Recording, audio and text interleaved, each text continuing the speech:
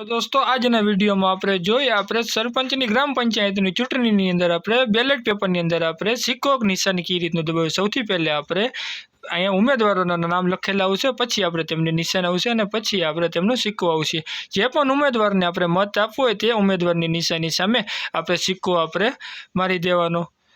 સિક્કો એવી રીતે મારવાનો કે સિક્કો કોઈ પણ બીજા ઉમેદવારના ક્રમની અંદર આપણે ન જાય તેવી રીતે, અને ઉમેદવારની અંદર સિક્કો આપણે માર્યા બાદ પછી આપણે વોલેટ પેપર કઈ રીતનું આપણે પેજ બેવરું વાળું તે આપણે જોઈ લઈએ।